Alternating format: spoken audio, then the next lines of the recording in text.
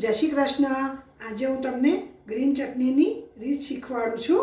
જેના માટે જોઈશે કોથમીર, ફુદીનો, લીંબુ, લીલા મરચાં, જીરું, મીઠું, સંચળ, ટોપરાની છીણ, થોડા ડાળિયા, થોડા શિંગદાણા, ખાંડ અને હળદર। તો ચલો હવે આપણે ગ્રીન ચટણી બનાવવાનું શરૂ કરીશું। સૌપ્રથમ એક મિક્સર જાર લઈ અને એમાં જે કોરો મસાલો છે એ બધો આપણે નાખીશું। 5 ચમચી હળદર નાખીશું। મેં 2 લીલા મરચાં લીધા છે એ લઈશું। થોડીક ખાંડ લઈશું, અડધી ચમચી જ ખાંડ લેવી। અડધી ચમચી જીરું લઈશું। 1 ચમચી આપણે ટોપરાની છીણ લઈશું। સંચળ 5 ચમચી લઈશું છે। તમારા ટેસ્ટ મુજબ તમે ઓછું વધારે કરી શકો। મીઠું પણ 5 ચમચી જ લીધું છે। થોડાક શિંગદાણા અને થોડાક ડાળિયા અંદર ઉમેરીશું।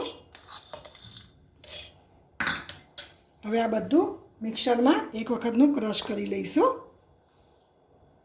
જો આ કોરો મસાલો ક્રશ થઈ ગયો છે, હવે આપણે એમાં કોથમીર અને ફુદીનો ઉમેરીશું। કોથમીરને રમેશ પાણીમાં પલાળી રાખવી અને પછી જ એનો ઉપયોગમાં લેવી। એવી જ રીતના ફુદીનાને પણ પાણીમાં પલાળી રાખવો અને પછી જ ઉપયોગમાં લેવો।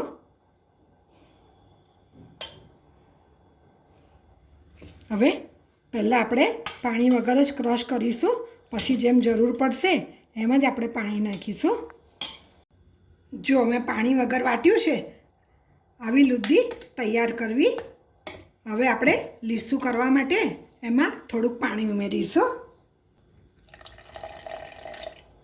લગભગ મેં 2 થી 2.5 ચમચી પાણી ઉમેર્યું છે અને ફરીથી આપણે મિક્સરમાં એને ક્રશ કરી લઈશું।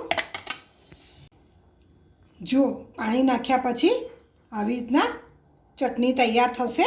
હવે લાસ્ટમાં આપણે લીંબુ નીચવીશું અને એક વખત ફરીથી મિક્સર ચાલુ કરી દઈશું।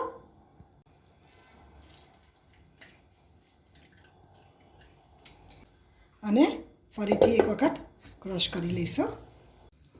જો આ ચટણી તૈયાર થઈ ગઈ છે, તમે જોઈ શકો છો કે કેટલી સરસ કલર પણ આવ્યો છે અને થિકનેસ પણ કેટલી સરસ આવી છે। તમે જો આ મેથડથી કરશો અને ડીપ ફ્રીઝરમાં રાખશો તો તમારે મહિના સુધી આ ચટણી બિલકુલ બગડશે નહીં।